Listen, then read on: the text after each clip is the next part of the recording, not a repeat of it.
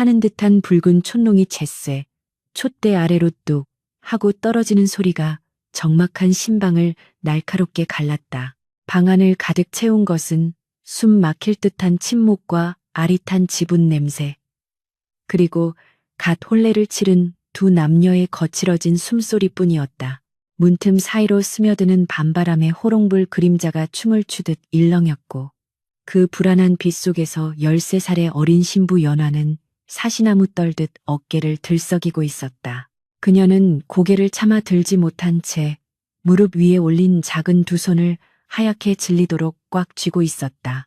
마치 그 손을 놓으면 당장이라도 이 낯설고 무거운 공기에 짓눌려 바스러질 것만 같은 공포가 엄습했기 때문이었다. 화려한 화롯은 어린아이의 몸집에는 지나치게 크고 무거워 보였고, 연지 곤지를 찍은 뺨은 불빛 아래서도 창백하기 그지없었다. 그녀의 앞에는 오늘부터 지아비로 섬겨야 할 사내 민우가 앉아 있었다. 20살의 건장한 청년인 민우의 그림자가 벽을 타고 거대하게 솟구쳐 오를 때마다 연화의 심장은 쿵쿵 소리를 내며 갈비뼈를 때렸다. 마을 안악들이 우물가에서 나누던 짙게진 농담들, 첫날 밤이 얼마나 고통스럽고 무서운 것인지에 대한 흉흉한 소문들이 어린 신부의 머릿속을 맴돌며 공포를 증폭시키고 있었다.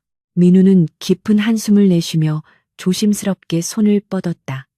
그저 긴장을 풀어주려 어깨를 다독이려던 것뿐이었다. 그러나 민우의 손끝이 연화의 옷자락에 닿기도 전에 연화는 흑 하고 짧은 비명을 삼키며 몸을 웅크렸다.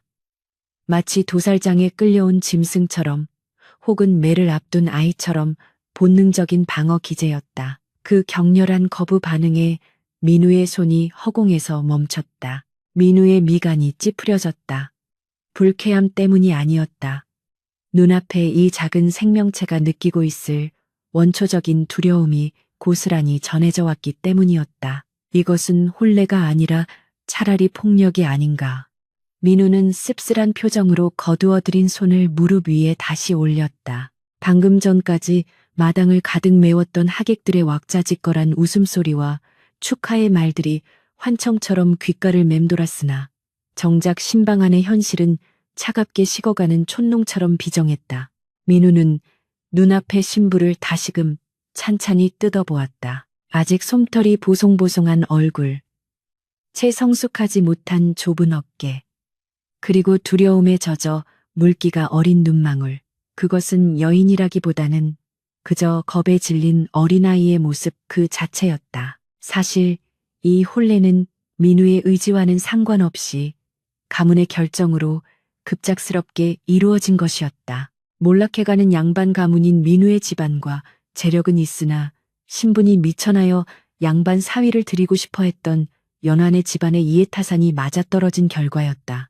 민우는 어릴 적부터 글 읽기를 좋아하고 성품이 온화하여 무너져가는 가문을 다시 일으켜 세울 유일한 희망으로 여겨졌다. 부모님은 가문의 안위를 위해 아들을 어린아이와 짝지어주는 것을 주저하지 않았고, 민우 역시 효셔를 천명으로 아는 선비였기에 그 뜻을 거역할 수 없었다. 그러나 막상 신방에 들어와 마주한 현실은 책 속에서 배운 도리와는 너무나도 다른 질감으로 다가왔다.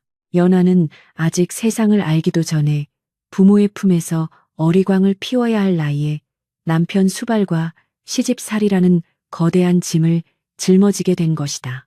민우는 자신의 욕망을 채우기 위해 이 어린아이를 취한다는 것이 얼마나 잔혹한 일인지 뼈저리게 느끼고 있었다. 그의 내면에서 사내로서의 본능과 사람으로서의 도리가 치열하게 부딪혔다.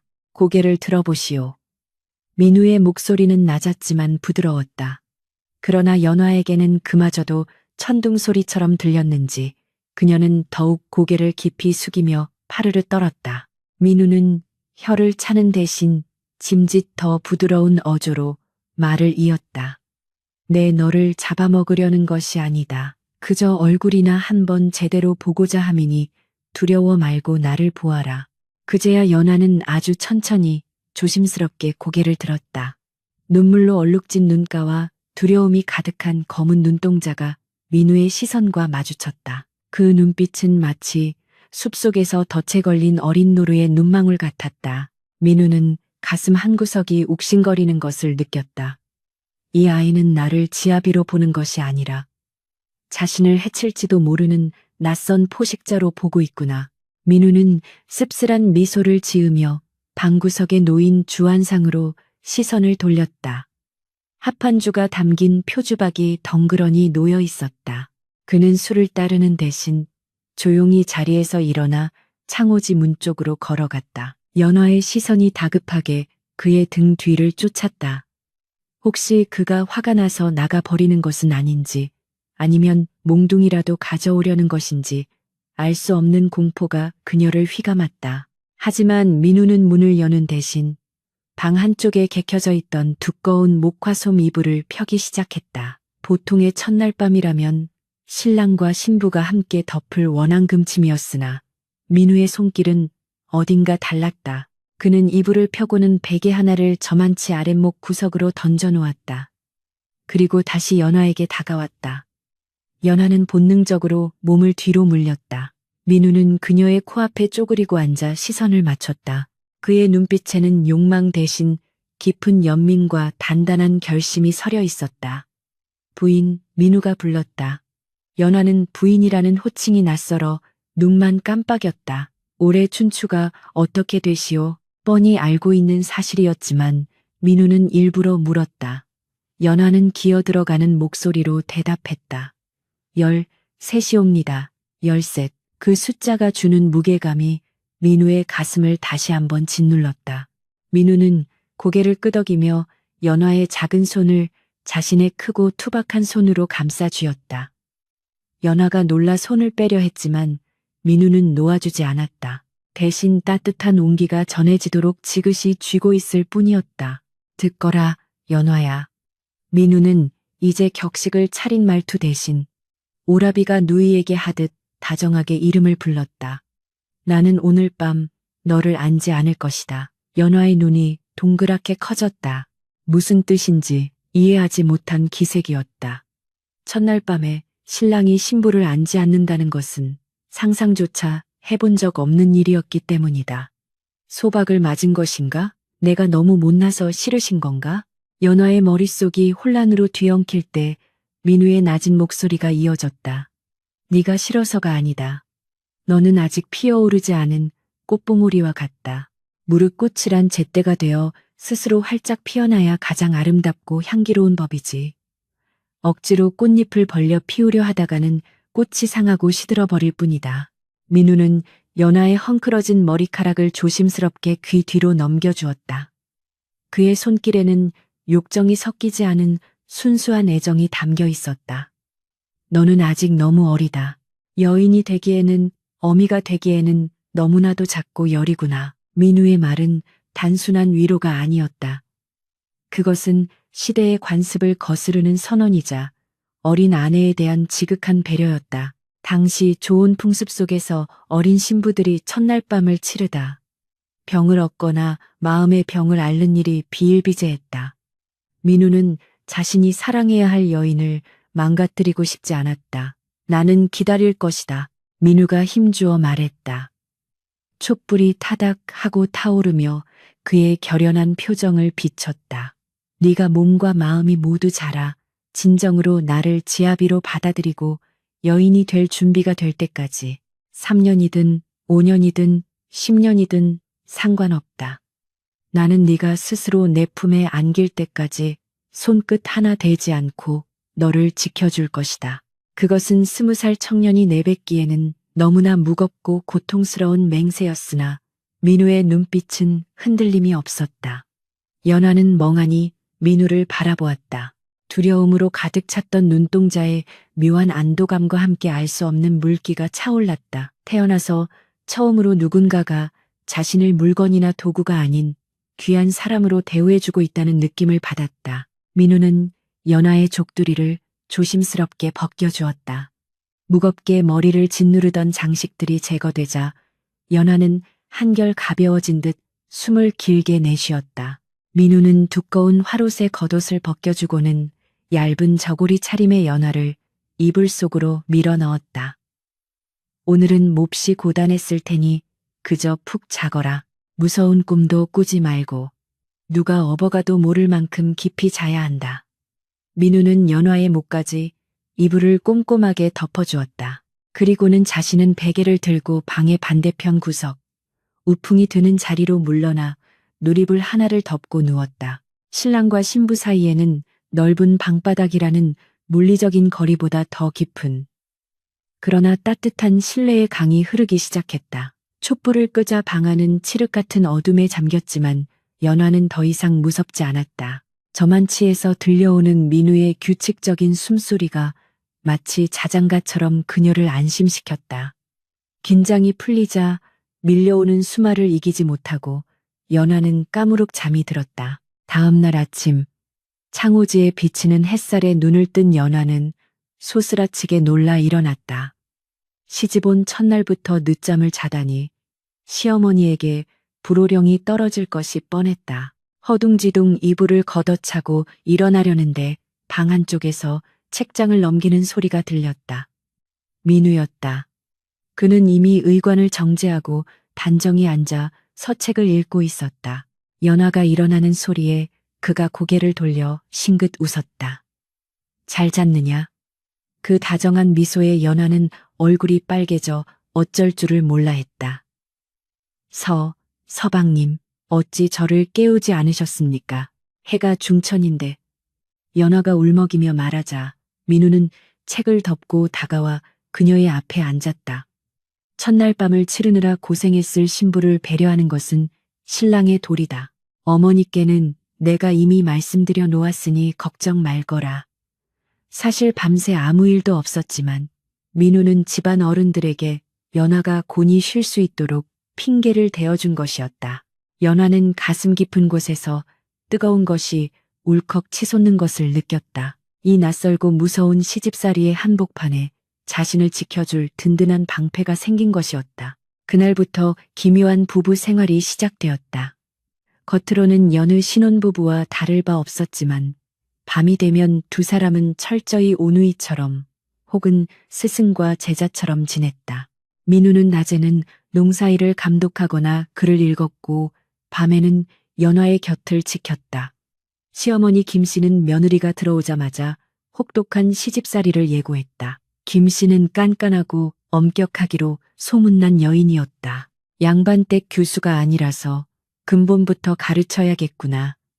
라며 김씨는 아침 문안 인사부터 밥 짓는 무례양, 걸레질하는 방향까지 사사건건 트집을 잡았다. 연화는 고사리 같은 손이 부르트도록 일하고 또 일했다.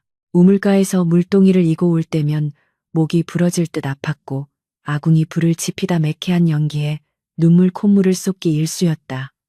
그러나 연화는 단 한 번도 불평하지 않았다. 힘들 때마다 밤마다 자신에게 맹세했던 민우의 눈빛을 떠올리며 입술을 깨물었다. 어느 날 저녁 부엌에서 설거지를 하던 연화가 그릇 하나를 깨뜨리고 말았다. 쨍그랑 하는 요란한 소리에 안방에 있던 시어머니가 버선발로 뛰어나왔다. 이런 칠칠 맞은 것 들어온 지 며칠이나 됐다고 살림살이를 박살을 내. 시어머니의 매서운 손이 연화의 등짝을 내리치려던 찰나 사랑방 문이 열리며 민우가 나타났다. 어머니, 멈추십시오. 민우의 목소리는 평소와 달리 단호하고 위엄이 서려 있었다. 시어머니가 멈칫하는 사이 민우는 재빨리 다가가 바들바들 떨고 있는 연화의 어깨를 감싸 안았다. 그릇이야 다시 사면 그만입니다. 허나 사람은 한 번 다치면 되돌릴 수 없습니다. 아직 어리고 배우는 중이니 제가 더 잘 가르치겠습니다. 민우는 어머니의 눈을 똑바로 바라보며 말했다. 아들의 눈빛에서 더 이상 물러서지 않겠다는 고집을 읽은 시어머니는 혀를 차며 돌아섰다. 자식이기는 부모 없다더니 벌써부터 계집 치마폭에 쌓여가지고는 투덜거리는 소리가 멀어지자 민우는 연화의 붉어진 손을 잡아 자신의 옷소매로 닦아주었다. 놀랐느냐? 민우가 물었다. 연화는 참았던 눈물을 터뜨리며 고개를 끄덕였다. 민우는 그런 연화를 조용히 다독였다. 내 잘못이 아니다. 손이 미끄러진 것뿐이야. 내 너에게 약속하지 않았느냐. 너를 지켜주겠다고. 그날 밤 민우는 붓과 종이를 꺼내 연화 앞에 놓았다. 이제부터 밤마다 내게 글을 배우거라. 시어머니의 꾸지람을 피하려면 지혜가 필요하고 그 지혜는 글에서 나온다. 또한 네가 글을 알면 세상이 달리 보일 게다. 연화는 놀란 눈으로 민우를 바라보았다. 여자가, 그것도 평민 출신 며느리가 글을 배운다는 것은 가당치 않은 일이었다. 하지만 민우는 이미 먹을 갈고 있었다. 촛불 아래서 민우가 써 내려가는 글자 하나하나가 연화의 가슴 속에 박혔다. 하늘천, 땅지. 그것은 단순히 글자를 배우는 것이 아니라 민우가 연화에게 새로운 세상을 열어주는 의식과도 같았다. 촛불은 흔들렸지만 두 사람의 그림자는 벽 위에서 하나로 포개져 흔들림 없이 단단했다. 그렇게 서방님은 꼬마 신부를, 그리고 신부는 자신의 미래를 조금씩 키워나가기 시작했다. 매서운 겨울바람이 마당을 휩쓸고 지나가자 장독대 위에 쌓인 눈가루가 하얗게 흩날렸다. 이른 새벽의 공기는 살을 내는 듯 차가웠고 우물가에 쭈그리고 앉은 연화의 작은 등은 둥글게 굽어 있었다. 얼음을 깨고 길어 올린 물은 손을 넣기조차 두려울 만큼 시렸으나 연화는 주저없이 소매를 걷어붙였다.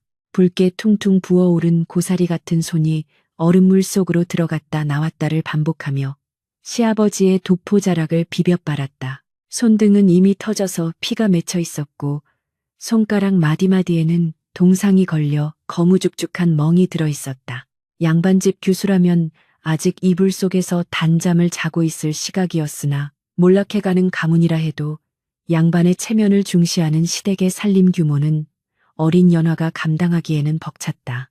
게다가 시어머니 김씨는 하인들이 할 법한 거친 일들조차 며느리의 몫으로 돌리곤 했다. 그것이 근본 없는 며느리를 들이는 대가로 치러야 할 혹독한 신고식임을 연화도 어렴풋이 알고 있었다. 엄마, 옳게, 언니. 아직도 빨래를 다 못한 거야? 날카로운 목소리가 등 뒤에서 날아와 꽂혔다. 연화가 화들짝 놀라 뒤를 돌아보니 시누이 명희가 팔짱을 낀 채 서 있었다. 명희는 연화보다 2살 위였지만 집안의 귀한 딸로 자란 탓에 손에 물 한 방울 묻히지 않고 살아온 터였다. 그녀는 연화의 거친 손과 젖은 치맛자락을 보며 혀를 차샤찼다. 명희의 눈빛에는 묘한 우월감과 경멸이 서려 있었다. 자신보다 신분이 낮고 나이도 어린 올케가 오라버니의 사랑을 독차지하는 것이 못마땅해 틈만 나면 트집을 잡곤 했다. 아가씨, 기침하셨습니까? 곧 마무리하겠습니다. 연화가 서둘러 대답하며 빨래 방망이를 다시 잡았다. 그렇게 새뜨게 움직여서야 오늘 안에 아버님 진지상은 제대로 차릴 수 있겠어? 오라버니가 널 감싸고 돈다고 해서 집안 법도까지 무시할 생각은 말라고. 명희는 쏘아붙이고는 쿵 돌아서 가버렸다. 연화는 입술을 꾹 깨물었다. 억울함이 목구멍까지 차올랐지만 들이마시는 숨과 함께 꿀꺽 삼켰다. 눈물이 나올 것 같았지만 울지 않았다. 울어봤자 달라질 것은 없었고 오히려 시어머니의 꾸지람만 더할 뿐이었다. 연화는 빨개진 손을 호호 불어가며 다시 빨래를 문질렀다. 문득 어젯밤 민우가 해준 말이 떠올랐다. 너는 귀한 사람이다. 그 한마디가 얼어붙은 가슴 속에 작은 불씨처럼 남아 그녀를 지탱하고 있었다. 고된 하루 일과가 끝나고 어둠이 내려앉을 때쯤이면 연화의 심장은 다시금 쿵쿵 뛰기 시작했다. 두려움 때문이 아니었다. 하루 중 유일하게 숨을 쉴 수 있는 시간. 서방님과의 시간이 기다리고 있었기 때문이었다. 저녁상을 물리고 설거지까지 마친 연화가 쭈뼛거리며 사랑방 문을 열면 그곳에는 언제나처럼 은은한 묵향이 가득했다. 민우는 책상 앞에 앉아 있다가 연화가 들어오는 기척을 느끼면 하던 일을 멈추고 환하게 웃어주었다. 그 미소를 볼 때마다 연화는 하루 종일 굳어있던 어깨의 긴장이 눈 녹듯 사라지는 것을 느꼈다. 오느라 고생했다. 손 좀 다오. 민우는 연화가 자리에 앉기도 전에 그녀의 손부터 찾았다. 거칠어진 손등을 어루만지는 민우의 눈가가 파르르 떨렸다. 그는 미리 준비해둔 호랑이 기름을 꺼내 연화의 손등에 꼼꼼하게 발라주었다. 매캐하면서도 시원한 향이 코끝을 찔렀다. 민우의 투박한 손가락이 상처난 부위를 조심스럽게 문지를 때마다 따가움보다는 따뜻한 온기가 전해졌다. 연화는 부끄러워 손을 빼려 했지만 민우는 단호하게 잡고 놓아주지 않았다. 이리 고운 손이 엉망이 되었구나. 내가 더 빨리 출세하여 호강시켜 주어야 하는데 면목이 없다. 아닙니다, 서방님. 저는 괜찮습니다. 며느리로서 당연히 해야 할 도리인걸요. 도리라. 민우가 씁쓸하게 웃으며 책상 위에 놓인 종이를 펼쳤다. 도리를 지키는 것도 중요하지만 맹목적인 복종만이 능사는 아니다. 세상이 너를 함부로 대하지 못하게 하려면 네가 그들보다 더 넓은 세상을 품어야 한다. 민우는 붓을 들어 먹물을 듬뿍 적셨다.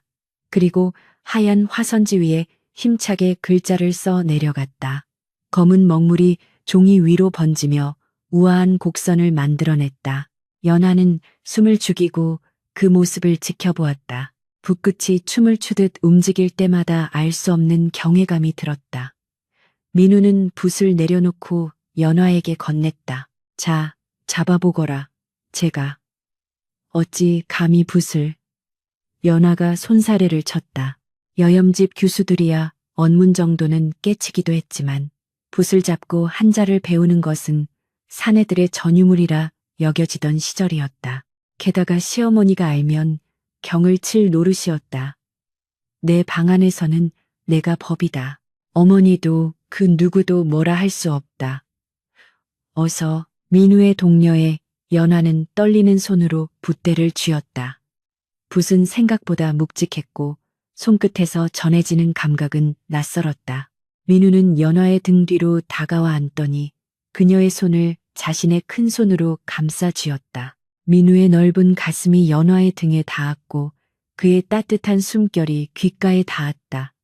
연화의 얼굴이 잘 익은 홍시처럼 붉어졌다. 심장이 너무 크게 뛰어 민우에게 들릴까봐 걱정이 될 정도였다. 힘을 빼거라. 붓은 억지로 쥐는 것이 아니라 마음 가는 대로 흐르게 두는 것이다. 민우의 손길에 이끌려 연화의 손이 움직였다. 종이 위에 삐뚤빼뚤하지만 분명한 형태의 글자가 새겨졌다. 나무목. 민우가 나직이 읊조렸다. 땅에 뿌리를 박고 하늘을 향해 가지를 뻗는 나무다. 비바람이 몰아쳐도 굳건히 버티는 나무처럼 너도 그리 강인해져야 한다. 나무, 목. 연화가 홀린 듯 따라했다. 단순히 글자를 배우는 것이 아니었다. 민우는 글자 하나하나에 담긴 뜻과 이치, 그리고 연화에게 전하고 싶은 마음을 담아 가르쳤다. 그날부터 밤마다 비밀스러운 수업이 이어졌다. 낮에는 부엌대기처럼 일했지만 밤이 되면 연화는 서책을 든 학동이 되었다. 처음에는 붓을 쥐는 것조차 어색해 먹물을 튀기기 일쑤였지만 연화는 스펀지가 물을 빨아들이듯 빠르게 배워나갔다. 그녀에게는 타고난 총기가 있었다. 민우가 한 번 가르쳐준 것은 절대 잊지 않았고 때로는 민우가 미처 생각지 못한 질문을 던져 그를 놀라게 하기도 했다. 민우는 그런 연화를 보며 감탄을 금치 못했다. 이 아이가 사내로 태어났다면 정승 판서가 되고도 남았을 것이다. 그는 아내의 재능을 발견한 기쁨과 함께 이 재능을 썩혀두어야만 하는 현실에 안타까움을 느꼈다. 그래서 더욱 열정적으로 가르쳤다. 천자문을 떼고 소학을 읽기 시작했을 때 계절은 어느덧 매화가 지고 녹음이 우거지는 초여름으로 접어들고 있었다. 그러던 어느 날 집안에 작은 소동이 일어났다. 곡간을 관리하던 집사가 쌀가마니 술을 속여 빼돌리려다 시어머니 김 씨에게 의심을 산 것이다. 김 씨는 장부를 펼쳐놓고 집사를 추궁했지만 그를 모르는 그녀로서는 집사가 내밀며 둘러대는 복잡한 숫자와 한자들 앞에서 쩔쩔맬 수밖에 없었다. 마님, 여기 보십시오. 지난달에 빌려준 쌀이 10가마니고 이번에 들어온 것이 20가마니이니 합이 30가마니가 맞지 않습니까? 제가 어찌 감히 마님을 속이겠습니까? 집사는 능청스럽게 장부를 들이밀며 거짓말을 했다. 김 씨는 미심쩍은 표정으로 장부를 들여다보았지만 까막눈인 탓에 반박할 말이 없었다. 옆에 있던 명희 또한 까막눈이기는 매한가지였다. 그때 마당을 지나가던 연화가 우연히 그 대화를 듣게 되었다. 그녀는 걸음을 멈추고 장부 쪽을 흘끗 보았다. 민우와 함께 셈법을 익히고 장부 보는 법을 배웠던 터라 흘겨 쓴 글씨들이 눈에 쏙 들어왔다. 입하시보. 들어온 쌀은 20 가마니가 아니라 15 가마니로 적혀 있었다. 집사가 중간에서 5 가마니를 가로챈 것이 분명했다. 연화는 주먹을 꽉 쥐었다. 나서야 할까. 나섰다가 그를 안다는 사실이 들통나면 시어머니에게 혼이 날 텐데. 하지만 집안의 재산이 눈앞에서 새나가는 것을 보고만 있을 수는 없었다. 이것은 민우의 재산이기도 했다. 연화는 조용히 그러나 단호한 걸음으로 다가갔다. 그리고 짐짓 아무것도 모르는 척하며 말을 건넸다. 어머님, 서방님께서 기다리시는데 잠시 다녀가도 되겠습니까? 김 씨가 짜증 섞인 얼굴로 돌아보았다. 지금 바쁜 거 안 보이느냐? 저리 가 있거라. 연화는 물러서지 않고 집사 쪽으로 시선을 돌리며 천진난만한 목소리로 물었다. 아저씨, 저 글자는 10십자와 5호자가 아닙니까? 서방님 방에서 본 글자와 똑같이 생겼는데요. 순간 집사의 얼굴이 사색이 되었다. 김 씨와 명희의 시선이 동시에 장부로 꽂혔다. 김 씨는 비록 글은 몰라도 숫자를 세는 감각은 있는 여인이었다. 며느리의 말이 힌트가 되어 장부를 다시 노려보자. 집사의 당황한 기색이 모든 것을 말해주고 있었다. 이놈, 내 놈이 감히 나를 능멸해? 김 씨의 불호령이 떨어졌다. 집사는 그 자리에 털썩 주저앉아 살려달라고 빌기 시작했다. 소란스러운 소리에 사랑방에 있던 민우가 나왔다. 상황을 파악한 민우는 집사를 엄하게 꾸짖어 내쫓고 어머니를 진정시켰다. 상황이 정리된 후 김 씨는 묘한 눈초리로 연화를 바라보았다. 네가 글을 읽을 줄 아느냐? 김 씨의 목소리에는 놀라움과 의심이 섞여 있었다. 연화는 고개를 숙이며 민우의 옷자락 뒤로 살짝 숨었다. 그때 민우가 한 발 앞으로 나서며 연화를 가로막았다. 제가 조금 가르쳤습니다. 어머니, 집안 살림을 하려면 까막눈보다는 글을 아는 것이 낫지 않겠습니까? 오늘처럼 말입니다. 민우의 목소리는 부드러웠지만 당당했다. 김 씨는 잠시 며느리와 아들을 번갈아 보더니 헛기침을 하며 돌아섰다. 흠모, 아주 쓸모없는 짓은 아니었구나. 기왕 배운 거 똑바로 배워서 집안 살림에 보태도록 해라. 그것은 김 씨 나름의 인정이자 허락이었다. 명희는 분한 듯 입술을 삐죽거렸지만 집사의 횡령을 막아낸 공이 있기에 뭐라 할 수 없었다. 그날 밤 신방의 촛불은 여느 때보다 밝게 타올랐다. 민우는 연화를 자리에 앉히고 그윽한 눈길로 바라보았다. 오늘 참으로 장하더구나. 두렵지 않았느냐? 두려웠습니다. 하지만 서방님의 것을 지켜야 한다는 생각이 더 앞섰습니다. 연화의 대답에 민우는 감동 어린 표정으로 그녀의 머리를 쓰다듬었다. 이제 연화는 단순히 보호받아야 할 어린아이가 아니었다. 그녀는 스스로 생각하고 판단하며 집안의 일원으로서 제 몫을 해내기 시작한 것이다. 연화야. 예, 서방님. 내 너에게 줄 것이 있다. 민우는 책장 깊숙한 곳에서 비단 보자기에 쌓인 작은 꾸러미를 꺼냈다. 연화가 조심스럽게 보자기를 풀자 그 안에는 낙지만 기품 있는 서책 한 권과 곱게 깎은 나무 비녀 하나가 들어 있었다. 비녀 끝에는 작은 연꽃 봉우리가 조각되어 있었다. 민우가 직접 밤을 새워 깎은 것이었다. 이 책은 내 어머니가 그리고 할머니가 보시던 내운이다. 여인으로서 갖춰야 할 덕목이 적혀 있으나 나는 네가 이 책에 얽매이기보다 이 책을 딛고 더 넓은 세상으로 나아가길 바란다. 그리고 이 비녀는 민우는 말을 잠시 멈추고 연화의 따은 머리에 비녀를 꽂아 주었다. 내 이름이 연화이지 않느냐. 진흙 속에서도 맑고 향기로운 꽃을 피우는 연꽃. 너는 내게 그런 존재다. 지금은 비록 봉우리지만 언젠가 활짝 피어날 그날을 나는 언제까지고 기다릴 것이다. 연하는 비녀를 만지작거리며 눈시울을 붉혔다. 거친 시집살이의 고단함이 비녀의 매끄러운 감촉과 함께 씻겨 내려가는 듯했다. 그녀는 민우를 올려다보았다. 촛불에 비친 그의 얼굴은 세상 그 어떤 사내보다 믿음직스럽고 다정했다. 연하는 처음으로 용기를 내어 민우의 손을 잡았다. 그리고 나직하지만 분명한 목소리로 말했다. 서방님, 저도 서방님께 부끄럽지 않은 아내가 되겠습니다. 꼭 그리 되겠습니다. 두 사람의 그림자가 벽 위에서 하나로 어우러졌다. 창밖에는 여름을 재촉하는 비가 부슬부슬 내리고 있었지만 방 안은 봄날의 햇살처럼 따스했다. 민우는 연화에게 다시 붓을 쥐어주었고 연화는 그 붓으로 자신의 이름 두 글자를 또박또박 써 내려갔다. 그 글씨는 삐뚤빼뚤했던 처음과는 달리 제법 힘이 있고 단단해져 있었다. 마치 척박한 땅에 뿌리를 내리고 자라나는 한 그루의 나무처럼 꼬마 신부는 그렇게 서책 속에서 그리고 낭군의 사랑 속에서 무럭무럭 자라나고 있었다. 밤은 깊어갔고 책 넘기는 소리는 빗소리와 어우러져 세상에서 가장 아름다운 음악이 되어 신방을 채웠다. 민우는 책을 읽는 연화의 옆모습을 바라보며 언젠가 그녀가 자신을 뛰어넘는 지혜로운 여인이 될 것임을, 그리고 그때가 되면 자신은 더 이상 보호자가 아닌 연인으로서 그녀를 마주할 수 있을 것임을 예감했다. 그 기다림이 결코 지루하지 않으리라는 확신과 함께 내 인연 기어이 사단이 나는구나. 내 집안에 도둑년이 들어왔어.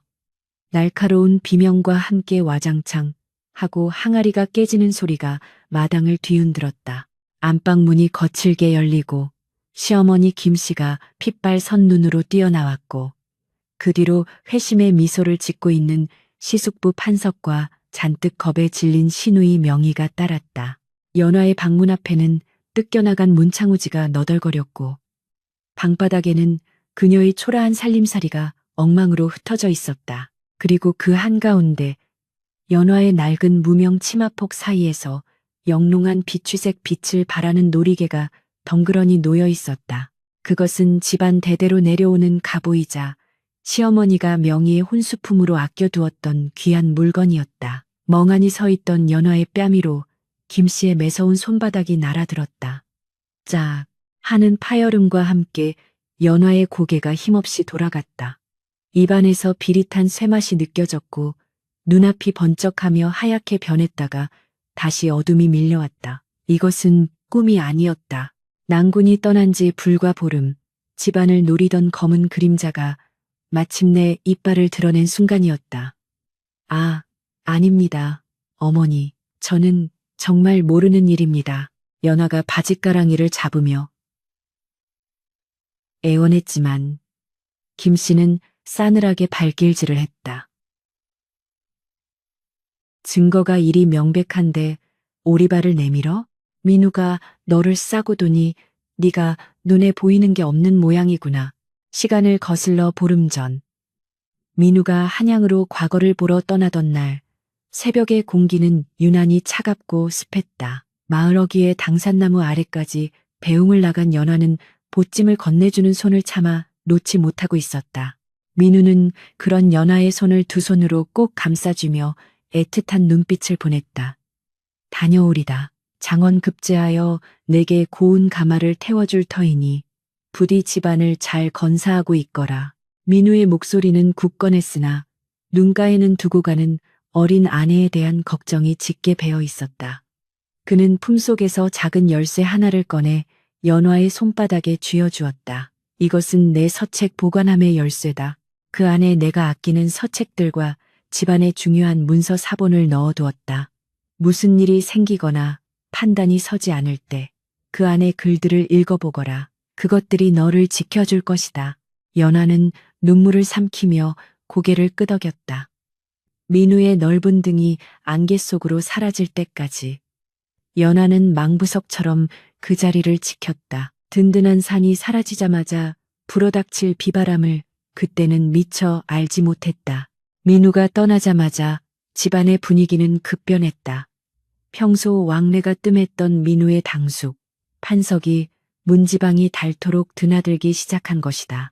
판석은 겉으로는 홀로 남은 형수와 조카 며느리를 걱정하는 척했지만 그의 눈은 탐욕으로 번들거리고 있었다. 민우네 집안이 몰락했다고는 하나 선대부터 내려온 알짜배기 논밭 문서와 선사는 여전히 남아있었고 판석은 민우가 없는 틈을 타 그것을 가로챌 심산이었다. 그는 그를 모르는 김 씨를 구슬려 땅을 담보로 돈을 빌려 쓰게 하거나 소장료를 자신이 대신 걷어다 주겠다며 중간에서 착복하려 들었다. 하지만 그때마다 제동을 건 것은 다름 아닌 연화였다.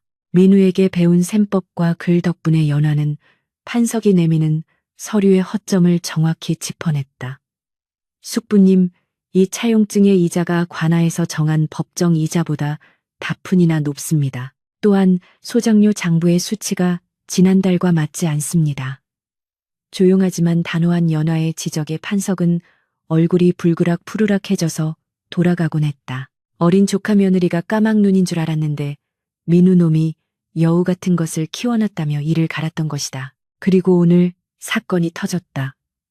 명의의 혼담이 오가는 자리에 보낼 예물을 확인하던 김 씨가 비취 놀이개가 사라진 것을 발견한 것이다. 집안이 발칵 뒤집혔고 판석은 기다렸다는 듯이 범인을 색출해야 한다며 나섰다. 형수님, 집안에 도둑이 든 게 분명합니다. 하인들 방부터 뒤져봐야겠지만 등잔 밑이 어둡다고 하지 않습니까? 판석은 은근슬쩍 연화를 곁눈질하며 비릿한 웃음을 흘렸다. 김 씨는 설마 하며 하인들의 방을 뒤지게 했지만 아무것도 나오지 않았다. 그러자 판석은 짐짓 곤란한 표정을 지으며 말했다. 설마 조카 며느리가 그럴 리야 없겠지만 공평하게 하기 위해서라도 안방을 확인해 보는 게 좋지 않겠습니까? 그래야 며느리의 결백도 증명될 테니까요. 그 말은 독이 묻은 화살과 같았다. 김 씨는 망설였지만 이미 판석의 계략에 넘어가 이성을 잃은 상태였다. 결국 연화의 방이 샅샅이 뒤져졌고 미리 판석이 손을 써둔 대로 이불 속에서 놀이개가 발견된 것이다. 다시 현재 마당에 내동댕이 쳐진 연화는 찢어진 옷자락을 여미며 호흡을 가다듬었다. 공포와 수치심으로 온몸이 떨렸지만 머릿속 한구석에서는 민우의 목소리가 들려오는 듯했다. 호랑이 굴에 들어가도 정신만 차리면 산다. 감정에 휘둘리지 말고 이치를 따져라. 연화는 심호흡을 한번 크게 내쉬고는 고개를 들었다. 눈물로 얼룩진 얼굴이었지만 눈빛만은 형형하게 빛나고 있었다. 그녀는 판석을 똑바로 응시했다. 판석은 그 당돌한 시선에 흠칫 놀라 뒷걸음질 쳤다.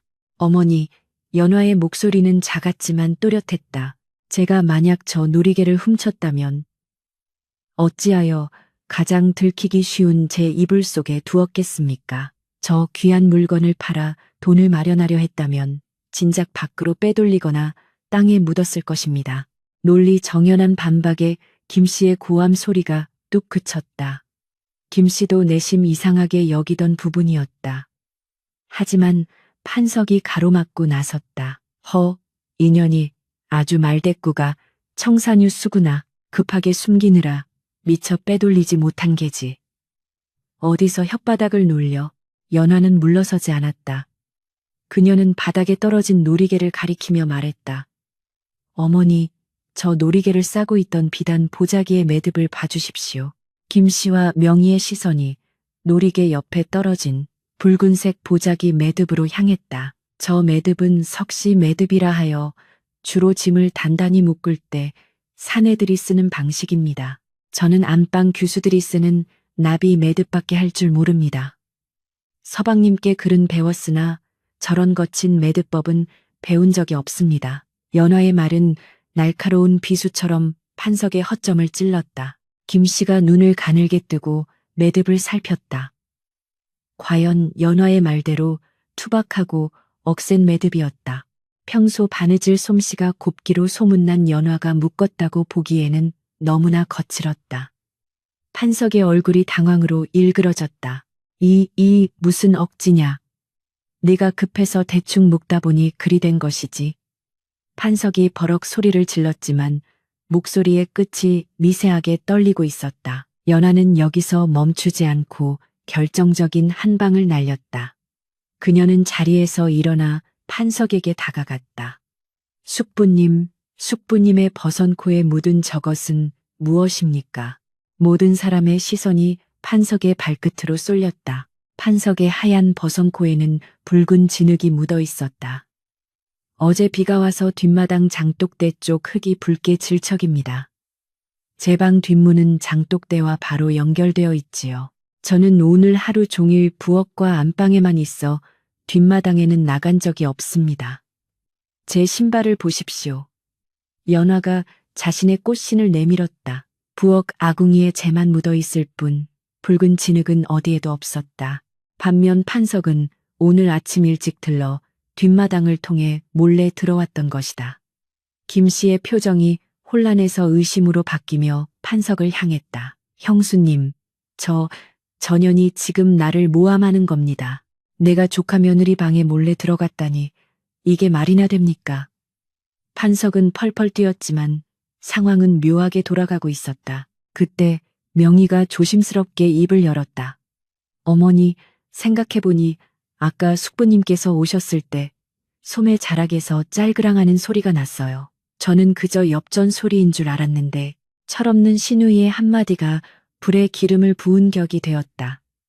판석은 사색이 되어 명희를 노려보았지만 이미 엎질러진 물이었다. 김 씨는 비록 성질은 불같아도 사리 분별은 할 줄 아는 여인이었다. 게다가 자신의 친족보다 돈을 더 밝히는 시동생의 성정을 누구보다 잘 알고 있었다.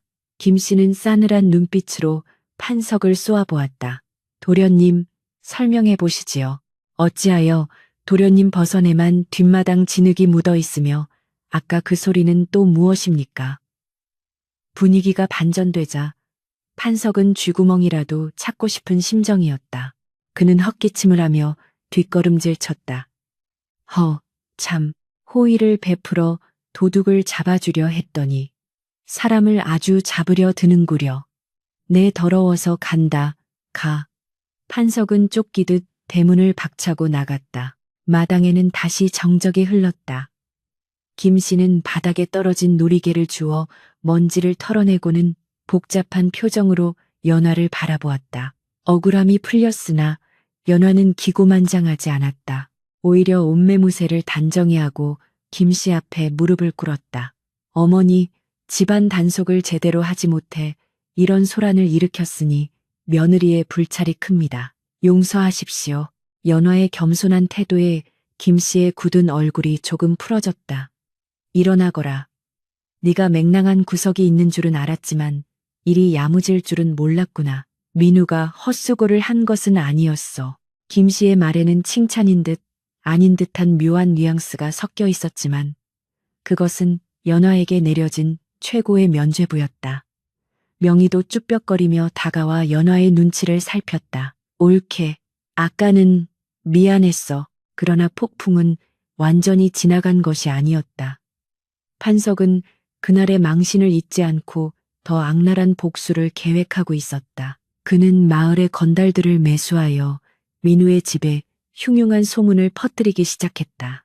어린 며느리가 밤마다 외간 남자와 통정을 한다더라. 시어머니를 독살하고 재산을 차지하려 한다더라. 하는 입에 담지 못할 유언비어들이었다. 소문은 발없는 말이 되어 천리를 갖고 마을 사람들은 우물가에 모여 수군대기 시작했다. 김 씨가 아무리 아니라고 해명해도 사람들은 자극적인 소문을 더 믿고 싶어 했다. 닫힌 대문 밖에서 들려오는 비웃음 소리에 연화는 방문을 걸어 잠그고 민우가 남기고 간 책을 읽고 또 읽었다. 군자는 홀로 있을 때 더욱 삼간다. 책 속의 글귀를 되뇌며 그녀는 마음을 다잡았지만 억울함에 밤마다 베개를 적시는 일은 멈출 수 없었다. 그러던 어느 날 밤 판석이 다시 찾아왔다. 이번에는 혼자가 아니었다. 그는 마을 이장과 집안의 어른들을 대동하고 나타나 가문의 명예를 더럽힌 며느리를 내쫓아야 한다고 으름장을 놓았다. 형수님, 온 마을에 소문이 파다합니다.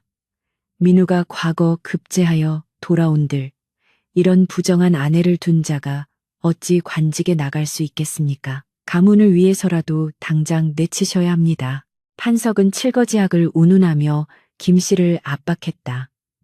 김 씨는 입술을 깨물며 갈등했다. 며느리의 결백을 믿지만 가문의 명예가 땅에 떨어지는 것을 두고 볼 수만은 없는 노릇이었다. 집안 어른들의 따가운 눈총에 김 씨는 결국 고개를 돌렸다. 연화는 마당 한가운데 죄인처럼 꿇어앉아 있었다. 차가운 밤바람이 그녀의 얇은 소복을 파고들었다. 판석은 승리감에 도취되어 연화에게 삿대질을 했다. 자, 짐을 싸서 나가거라. 이 집안의 귀신이 될 자격이 없는 년이다. 연화는 천천히 고개를 들었다. 그녀의 눈빛은 더 이상 13살의 겁쟁이 소녀가 아니었다. 시련은 그녀를 단련시켰고 민우의 가르침은 그녀에게 무기가 되어 있었다. 연화는 품속에서 민우가 준 열쇠로 연서책 보관함에서 꺼낸 종이 한 장을 펼쳐들었다. 그것은 판석이 지난달 김 씨를 속여 찍게 했던 땅 문서 담보 차용증의 사본이었다. 연화는 원본이 사라지기 전 미리 베껴두었던 것이다. 숙부님, 저를 내치시려거든 이 문서에 대해서 먼저 해명하셔야 할 것입니다. 서방님이 안 계신 틈을 타 어머니의 인장을 도용해 땅을 팔아넘기려 한 증거가 여기 있습니다. 이것을 관아에 가져가 사또께 보일까요? 아니면 조용히 물러가시겠습니까? 연화의 목소리는 서리빨처럼 차가웠다. 이장과 집안 어른들이 웅성거리며 판석을 쳐다보았다. 판석의 얼굴이 흑빛으로 변했다. 그는 연화가 이토록 치밀하게 증거를 모으고 있을 줄은 꿈에도 몰랐던 것이다. 이 인연이 판석이 말을 더듬으며 뒷걸음질 쳤다. 연화는 종이를 높이 쳐들며 외쳤다. 제 결백은 하늘이 알고 땅이 압니다. 허나 가문을 더럽히는 진짜 도둑이 누구인지는 이 종이가 말해주고 있습니다. 서방님이 돌아오실 때까지 저는 이 집의 며느리로서 그리고 안주인으로서 제 자리를 지킬 것입니다. 누구도 저를 끌어낼 수 없습니다. 연화의 기백에 눌려 아무도 감히 나서지 못했다. 달빛이 구름을 뚫고 나와 연화의 모습을 비쳤다. 작고 여린 체구에서 뿜어져 나오는 위엄은 흡사 장수와도 같았다. 판석은 꼬리를 내리고 도망치듯 사라졌고 어른들도 헛기침을 하며 하나둘 자리를 떴다. 마당에 홀로 남은 연화는 그제야 다리가 풀려 주저앉았다. 손에 쥔 종이가 바스락거렸다. 멀리서 새벽닭이 울었다. 춥고 길었던 밤이 지나고 있었지만 연화는 알고 있었다. 이것이 끝이 아니라 더 큰 싸움의 시작임을, 그리고 언젠가 돌아올 낭군에게 부끄럽지 않은 모습으로 서기 위해 자신은 더 강해져야 함을 뼈저리게 되새겼다. 그녀의 시선은 한양 쪽 하늘을 향해 있었다. 서방님, 부디 무사히 돌아오십시오. 제가 지키고 있겠습니다. 끌어내라. 집안의 법도를 어지럽히고 어른을 능멸한 죄, 관아로 끌고 가서 그 혓바닥을 뽑아버려야 마땅하다. 우레와 같은 고함 소리와 함께 대문이 박살날 듯이 열렸다. 흙먼지가 자욱하게 피어오르는 가운데 며칠 전 쫓겨났던 숙부 판석이 관아의 포졸들을 대동하고 들이닥쳤다. 그의 뒤로는 마을의 불량배들까지 몽둥이를 들고 합세하여 고요하던 민우의 집 앞마당은 순식간에 아수라장으로 변했다. 판석의 얼굴에는 지난번의 수모를 갚아주겠다는 도끼와 비열한 승리감이 번들거리고 있었다. 그는 의기양양하게 뒷짐을 진 채 마당 한가운데 서 있는 연화와 시어머니 김 씨를 내려다보았다. 김 씨는 사색이 되어 자리에 주저앉았고 명희는 공포에 질려 어머니의 치맛자락 뒤로 숨어 울먹이고 있었다. 오직 연화만이 파랗게 질린 입술을 꽉 깨문 채 흔들리는 눈빛을 감추며 꼿꼿이 서 있을 뿐이었다. 그녀의 손에는 땀으로 젖은 장부 한 권이 생명줄처럼 들려 있었다. 그것은 민우가 남기고 간 집안의 재산 목록과 판석의 비리가 적힌 문서였다. 판석은 거들먹거리며 앞으로 나섰다. 형수님, 보시다시피 관아에서 차용증의 효력을 인정하여 집달관을 보내셨습니다. 기한 내에 돈을 갚지 못했으니 이 집과 전답은 이제 내 소유가 되는 것입니다. 판석이 내미는 문서는 명백히 위조된 것이었으나 그가 미리 뇌물을 먹인 부패한 이방은 짐짓엄한 표정으로 고개를 끄덕였다. 법대로 집행하겠으니 썩 물러나시오. 그렇지 않으면 공무집행 방해로 옥살이를 하게 될 것이오. 이방의 위협적인 말에 김 씨는 가슴을 치며 통곡했다. 아이고, 이날 강도들아. 남편이 피땀 흘려 일군 집을 날로 먹으려 하다니 천벌이 무섭지 않느냐. 그러나 포졸들은 눈 하나 깜짝하지 않고 세간살이를 마당으로 집어던지기 시작했다. 장독이 깨지고 귀한 서책들이 흙바닥에 나뒹굴었다. 명희의 비명과 김씨의 울음소리가 뒤섞여 처참한 지옥도를 그려냈다. 멈추십시오. 연화의 목소리가 난장판을 뚫고 울려 퍼졌다. 그녀는 떨리는 다리를 애써 진정시키며 이방 앞을 가로막았다. 작고 여린 체구였지만 그 기세만큼은 서슬퍼런 칼날 같았다. 연화는 품에서 대명률 당시 조선에서 참조하던 법률의 한 구절을 베껴 쓴 종이를 꺼내 들었다. 국법에 이르기를 부채가 있다 하여도 가장의 부재 중에는 함부로 가산을 압류할 수 없으며 더욱이 그 채무 관계가 명확하지 않을 시에는 반드시 재심을 거쳐야 한다고 했습니다. 서방님이 한양에 가 계신 지금 숙부님의 일방적인 주장만으로 이러는 것은 국법을 어기는 일입니다. 연화의 논리 정연한 반박에 이방이 멈칫했다. 시골의 어린 안악이 법전을 들이밀 줄은 꿈에도 몰랐기 때문이었다. 구경하던 마을 사람들도 웅성거리기 시작했다. 저 어린 며느리 말이 맞는 거 아니요? 민우 도련님이 돌아오지도 않았는데 너무 한해 그려. 여론이 술렁이자 판석이 다급해졌다. 이 인연이 어디서 주워들은 풍월로 관원에게 훈계를 하려 들어. 여보시오, 뭐하시오? 당장 저 입을 틀어막고 끌어내지 않고 판석의 재촉에 포졸들이 거칠게 연화에게 달려들었다. 연화는 끝까지 장부를 놓지 않으려 버텼으나 장정들의 힘을 당해낼 수는 없었다. 억세게 잡힌 팔이 비틀리고 머리채가 잡힌 채 바닥으로 내동댕이 쳐졌다.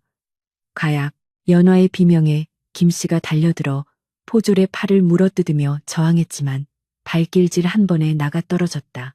판석은 바닥에 쓰러진 연화에게 다가와 비릿한 웃음을 흘렸다. 내 진작에 경고하지 않았더냐. 조용히 물러갔으면 험한 꼴은 면했을 것을. 민우놈이 돌아온들 이미 폐허가 된 집구석을 보고 무엇을 할 수 있겠느냐. 판석은 연화의 손에서 기어이 장부를 빼앗아 찢어발겼다.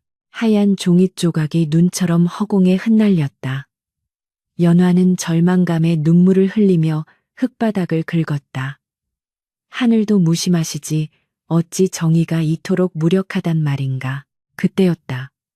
마을 어귀에서부터 둥둥둥 하는 북소리가 들려오기 시작했다. 처음에는 작게 울리던 소리가 점점 커지더니 이내 땅을 울릴 듯한 굉음으로 변했다. 이어서 징소리와 나팔 소리가 요란하게 울려 퍼지며 사람들의 이목을 집중시켰다. 물러거라. 신임 암행어사 출두요. 아니 장원 급제하신 홍패불군 합격증 행차시다. 우렁찬 외침이 마을 입구에서부터 메아리 쳐왔다. 포졸들의 손길이 멈췄고 판석의 얼굴에서 웃음기가 싹 가셨다.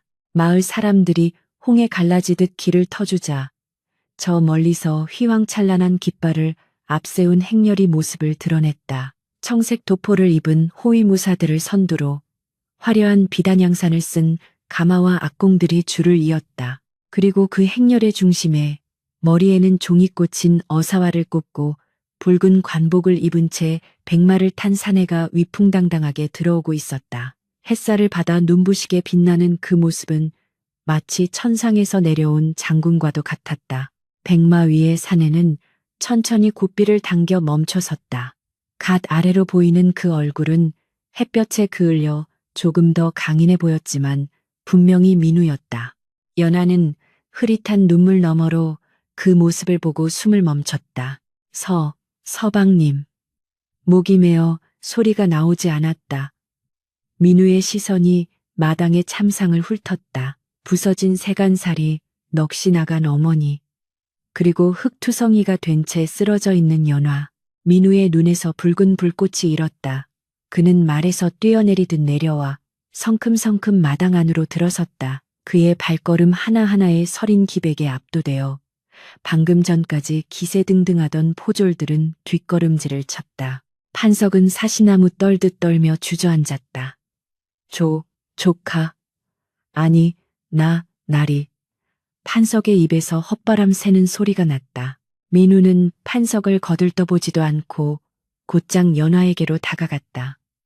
그는 무릎을 꿇고 연화의 상처투성이가 된 손을 잡았다. 늦어서 미안하오. 내 너무 늦게 왔소. 민우의 목소리가 미세하게 떨렸다. 그는 자신의 붉은 관복 소매로 연화의 얼굴에 묻은 흙을 닦아주었다. 그 다정한 손길에 연화는 참았던 설움이 폭발하여 민우의 가슴에 얼굴을 묻고 오열했다. 민우는 연화를 단단히 안아준 뒤 그녀를 부축하여 일으켜 세웠다. 그리고 천천히 몸을 돌려 판석과 부패한 관리들을 마주 보았다. 방금 전까지의 애틋한 눈빛은 온데간데 없고 죄인을 심판하는 냉혹한 판관의 눈빛만이 남아있었다.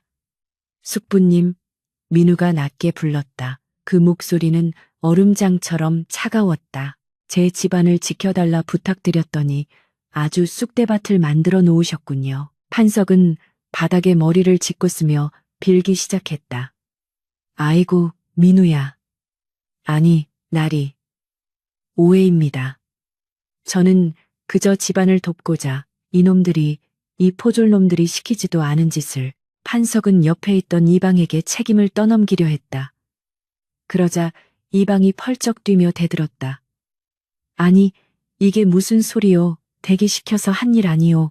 서로 물고 뜯는 추악한 꼴을 보며 민우는 차갑게 코웃음을 쳤다. 그는 품에서 두루마리 하나를 꺼내 펼쳤다. 그것은 임금이 직접 하사한 교지였다. 나는 이번 과거에서 장원을 하여 전하께 특별히 이 고을의 비리를 감찰하라는 어명을 받고 내려온 길이오. 내 집안일뿐만 아니라 그간 숙부와 결탁하여 백성들의 고열을 빤 이방과 사또의 죄상까지 낱낱이 밝혀낼 것이다. 민우의 선언에 이방은 거품을 물고 기절할 듯 쓰러졌다. 여봐라. 이 자들을 당장 포박하여 관하로 압송하라. 민우의 명령이 떨어지자 그를 호위하던 관군들이 들이닥쳤다. 상황이 역전되어 판석과 이방, 그리고 행패를 부리던 불량배들이 줄줄이 굴비 엮이듯 포박되었다. 판석은 끌려가면서도 민우를 향해 애원했다. 민우야, 내가 네 당숙이다. 핏줄을 봐서라도 제발 한 번만 용서해 다오. 그러나 민우는 눈 하나 깜짝하지 않았다.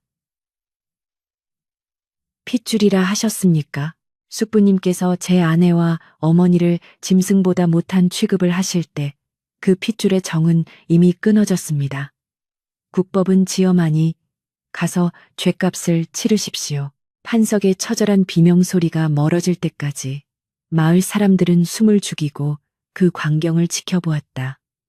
이윽고 마당에는 정적이 찾아왔다. 악은 처단되었고 정의가 바로 섰다. 마을 사람들은 그제야 환호성을 지르며 만세를 불렀다. 암행어사 만세, 민우 도련님 만세. 민우는 소란이 정리되자 어머니 김씨에게 큰 절을 올렸다. 어머니, 불효자가 늦게 돌아와 심려를 끼쳐 드렸습니다. 용서하십시오. 김씨는 아들의 손을 잡고 하염없이 눈물을 흘렸다. 아니다, 장하다, 내 아들. 네가 우리 집안을 살렸다. 김씨는 아들의 금의 환영이 꿈만 같아 아들의 얼굴과 관복을 번갈아 만져보았다. 명희도 오빠의 위엄에 눌려 감히 말도 못 붙이고 눈치만 보고 있었다. 민우는 어머니를 위로한 뒤 다시 연화에게 시선을 돌렸다. 연화는 옷매무새를 가다듬고 민우에게 절을 하려 했다. 그러나 민우가 그녀의 어깨를 잡아 제지했다. 부인, 절을 받아야 할 사람은 내가 아니라 부인이요. 민우의 말에 주위가 조용해졌다. 사대부가의 남자가 아내에게 공을 돌리는 것은 흔치 않은 일이었기 때문이다. 내가 없는 동안 이 집안을 지킨 것은 내가 아니라 부인이었소. 부인이 아니었다면 우리 집안은 이미 풍비박산이 났을 것이오. 그대의 지혜와 용기가 가문을 살렸소. 민우는 품속에서 새로운 비단 보자기를 꺼냈다. 그 안에는 한양에서 사온 고운 비취 놀이개가 들어있었다. 판석이 훔쳐갔던 것보다 훨씬 더 빛깔이 곱고 아름다운 것이었다. 민우는 연하의 저고리 고름에 직접 놀이개를 달아주었다. 이것은 내 마음의 징표요. 고생 많았소, 연하야. 연하는 놀이개를 어루만지며 민우를 올려다보았다. 서방님, 그녀의 눈에서 기쁨과 안도의 눈물이 주르륵 흘러내렸다. 민우는 연하의 눈물을 닦아주며 환하게 웃었다. 그 미소는 과거 급제의 영광보다 눈앞의 아내를 되찾은 기쁨으로 더욱 빛나고 있었다. 그날 밤 마을에서는 큰 잔치가 벌어졌다. 민우는 돼지를 잡고 술을 내어 마을 사람들을 대접했다. 사람들은 민우의 덕망을 칭송하고 연하의 현명함을 입에 침이 마르도록 칭찬했다. 역시 그 남편의 그 아내라니까. 떡잎부터 다르더니만 시어머니 김씨는 덩실덩실 춤을 추었고 명희조차 연화에게 술 한 잔을 권하며 화해의 손길을 내밀었다. 옳게 내가 철이 없었어. 그동안 미안했어. 연하는 명희의 잔을 받으며 웃어주었다. 모든 갈등과 오해가 눈 녹듯 사라지는 밤이었다. 민우와 연하는 사람들 틈에서 살짝 빠져나와 뒤뜰로 향했다. 보름달이 환하게 뜬 밤, 두 사람은 매화나무 아래 나란히 섰다. 민우는 어사화가 꽂힌 사물을 벗고 연하의 손을 잡았다. 그의 손바닥은 여전히 따뜻하고 굳건했다. 이제 모든 것이 제자리를 찾았구나. 민우가 밤하늘을 올려다보며 말했다. 예, 서방님, 꿈만 같습니다. 연하가 민우의 어깨에 머리를 기대며 대답했다. 이제 약속을 지킬 때가 된 것 같구나. 민우가 의미심장한 말을 던졌다. 약속이라 하시면? 연화가 고개를 들어 그를 바라보았다. 민우는 연화의 눈을 깊이 들여다보며 말했다. 너를 온전한 나의 여인으로 맞이하겠다는 약속 말이다. 비록 혼례는 치렀으나 우리는 아직 진정한 부부가 되지 못했지. 이제 네가 더 이상 보호받아야 할 아이가 아니라 나와 나란히 걸을 수 있는 여인이 되었음을 오늘 모두가 보았다.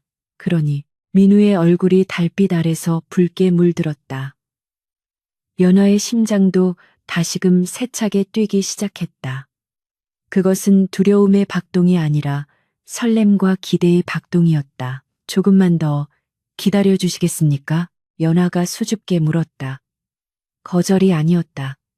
아직 마음의 준비가 덜 되었느냐? 민우가 조심스레 물었다.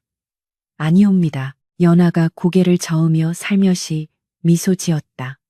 서방님께서 저를 위해 낭만적인 시 한 수 읊어주시면 그때 답을 드리고 싶습니다. 민우는 껄껄 웃음을 터뜨렸다. 하하하, 맹랑한 꼬마 신부가 이제는 낭군을 놀리기까지 하는구나. 좋다. 밤이 새도록 시를 읊어주마. 달빛 아래 두 사람의 웃음소리가 은은하게 퍼져나갔다. 고된 시련 끝에 찾아온 평화는 더욱 달콤했다. 담장 너머로 들려오는 잔치 소리는 그들의 앞날을 축복하는 팡파르처럼 들렸다.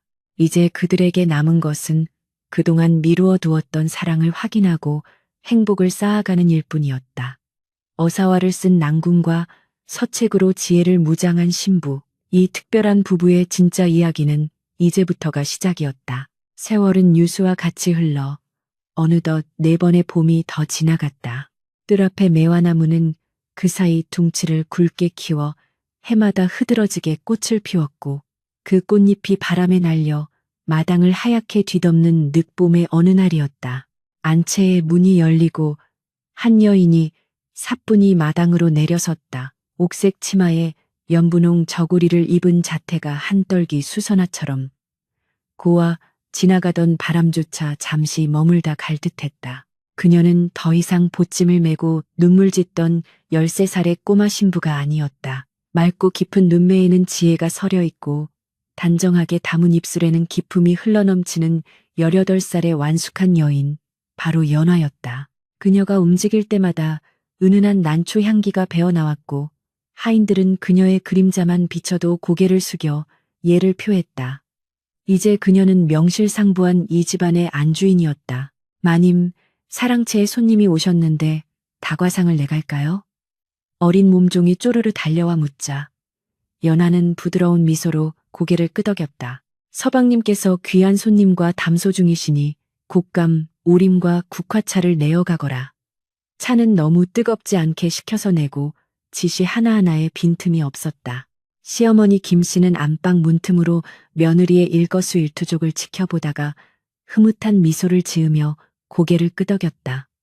내 며느리지만 참으로 잘 컸어. 민우놈이 사람 보는 눈 하나는 타고났단 말이지. 김씨는 이제 집안의 대소사를 모두 연화에게 맡기고 뒷방 늙은이로 물러나 유유자적한 삶을 즐기고 있었다. 예전에 그 깐깐하고 표독스럽던 시어머니의 모습은 온데간데 없었다. 연화의 지극한 효심과 현명한 처신이 김씨의 마음을 완전히 녹여버린 까닭이었다. 해질녘이 되어 손님이 돌아가고 민우가 안채로 들어왔다. 관복을 벗고 편안한 평상복으로 갈아입은 민우의 모습은 여전히 훤칠하고 늠름했다. 그는 이제 조정에서도 인정받는 젊은 관료가 되어 있었다. 그러나 밖에서의 위엄과는 달리 연화 앞에서는 무장 해제된 어린 아이처럼 다정한 미소를 지었다. 부인, 오늘 하루도 고단하셨지요. 민우가 다가와 연화의 손을 잡았다. 아니옵니다. 서방님께서 나라실로 더 고단하셨을 테지요. 연화가 수줍게 웃으며 대답했다. 민우는 연화의 얼굴을 빤히 들여다보았다. 4년 전 두려움에 떨던 그 작은 소녀는 이제 자신과 눈을 맞추고 대화를 나눌 수 있는 어엿한 여인이 되어 있었다. 민우의 심장이 묵직하게 뛰었다. 그는 이 순간을 위해 지난 5년을 인내하며 기다려왔다. 꽃봉오리가 억지스런 손길이 아닌 따스한 햇살과 바람 속에서 스스로 만개하기를. 그리고 지금 그의 눈앞에 활짝 피어난 꽃이 향기를 뿜어내고 있었다. 연화야. 민우의 목소리가 낮게 깔렸다. 예, 서방님. 오늘 밤은 달이 참으로 밝구나. 단순한 날씨, 이야기가 아님을 연화도 직감했다. 민우의 눈빛에 담긴 뜨거운 열망을 읽은 연화의 뺨이 저녁 노을처럼 붉게 물들었다. 그녀는 고개를 숙이지 않았다. 대신 민우의 손을 더 꽉 잡으며 조용히 속삭였다. 술상을 봐올까요? 민우는 고개를 저었다. 술은 필요 없다. 이미 너라는 향기에 취해 있으니. 민우의 손길이 연화의 뺨을 타고 흘러내렸다. 그 손길은 5년 전 첫날 밤에 조심스러웠던 위로와는 달랐다.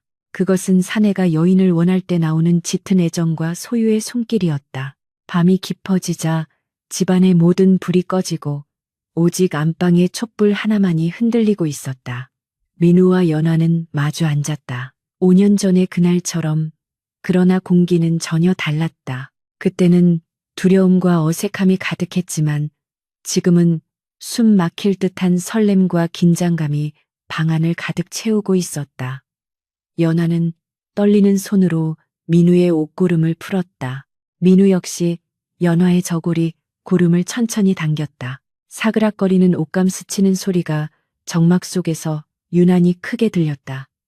저고리가 벗겨지고 하얀 속적삼이 드러나자 민우는 잠시 숨을 멈추고 연화의 어깨를 감싸 안았다. 오래 기다리게 했구나. 민우가 쉰 목소리로 말했다. 아니옵니다. 서방님의 기다림이 저를 키우셨습니다. 그 기다림이 없었다면 저는 시들어버린 꽃이 되었을 것입니다. 연화가 민우의 품에 얼굴을 묻으며 대답했다. 민우는 연화를 조심스럽게 자리에 눕혔다. 원앙금 치미로 연화의 검은 머리카락이 흩어졌다. 촛불에 비친 그녀의 나시는 빚어놓은 백자처럼 고결하고 아름다웠다. 민우는 손끝으로 그녀의 이마에서부터 콧날, 그리고 입술을 천천히 훑어내려갔다. 연화는 눈을 감고 민우의 손길을 받아들였다. 두려움은 없었다. 오직 사랑하는 사람과 하나가 된다는 벅찬 감동만이 있을 뿐이었다. 이제 너는 나의 아내이자 나의 연인이며 나의 벗이다. 민우의 입술이 연화의 입술에 닿았다. 처음에는 부드럽게, 점차 깊고 뜨겁게 5년이라는 시간 동안 꾹꾹 눌러왔던 민우의 정욕이 뱀이 터지듯 흘러나왔으나 그는 결코 거칠지 않았다. 그는 연화의 반응 하나하나를 살피며 그녀가 고통보다는 환희를 느낄 수 있도록 배려했다. 연화 역시 민우의 목을 끌어안으며 서툴지만 열정적으로 그에게 응답했다. 방 안의 촛불이 일렁이다가 꺼졌다. 어둠 속에서 두 사람의 숨소리가 하나로 섞여들었다. 그것은 단순한 육체의 결합이 아니었다. 오랜 시간 서로를 지켜보며 쌓아온 신뢰와 존경, 그리고 깊은 연민이 사랑이라는 이름으로 승화되는 신성한 의식이었다. 창밖에는 봄비가 부슬부슬 내리기 시작했다. 메마른 대지를 적시는 봄비처럼 두 사람의 사랑은 서로의 영혼 깊숙한 곳까지 스며들었다. 아프지는 않으냐? 행위 도중 민우가 걱정스럽게 물었다. 괜찮습니다. 서방님 품이라 참으로 따뜻합니다. 연화의 목소리는 물기에 젖어 있었으나 행복에 겨워 있었다. 민우는 연화를 부서질세라 꼭 껴안았다. 사랑한다. 내 평생 너만을 은혜하고 또 은혜할 것이다.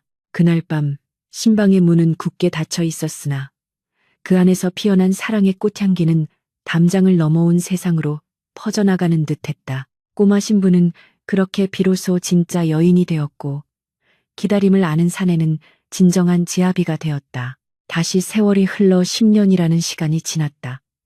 민우의 집 앞마당에는 아이들의 웃음소리가 끊이지 않았다. 아버님, 소자가 통감을 다 외웠습니다. 7살 난 맏아들이 쪼르르 달려와 민우의 무릎에 매달렸다. 민우는 허어 웃으며 아들을 번쩍 들어 올렸다. 오냐, 그래, 어디 한번 들어보자꾸나. 마루에는 5살 난 딸아이가 연화의 곁에 앉아 서툴게 바느질을 흉내내고 있었다. 연화는 그런 딸의 모습을 사랑스럽게 바라보며 흐트러진 머리를 매만져 주었다. 그녀의 얼굴에는 세월의 흔적 대신 온화한 어머니의 미소가 자리 잡고 있었다. 서방님, 아이가 숨 넘어가겠습니다. 내려놓고 천천히 하십시오. 연화가 웃으며 말했다. 민우는 아들을 내려놓고 연화의 곁으로 다가와 앉았다. 어느덧 중년의 티가 나는 민우였지만 연화를 바라보는 눈빛만은 신혼 때와 다름없이, 아니 그때보다 더 깊고 그윽했다. 민우는 조정에서 판서의 자리에까지 올랐다. 그의 강직한 성품과 탁월한 식견은 임금의 총애를 받기에 충분했다. 그러나 세상 사람들은 민우의 성공 뒤에는 현명한 아내 연화의 내조가 있었음을 더 높이 샀다. 연화는 단순히 집안 살림만 하는 안악이 아니었다.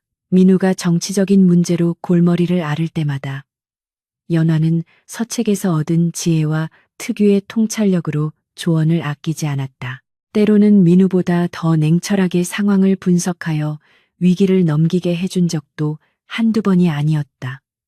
부부는 서로에게 스승이자 벗이었고 가장 든든한 동반자였다. 어느 날 밤 부부는 나란히 마루에 앉아 달을 구경하고 있었다. 아이들은 모두 잠들고 집안은 고요했다. 민우가 찻잔을 내려놓으며 입을 열었다. 부인, 기억하시오? 우리가 처음 만났던 그날 밤을. 연화가 미소를 지으며 고개를 끄덕였다. 어찌 잊겠습니까?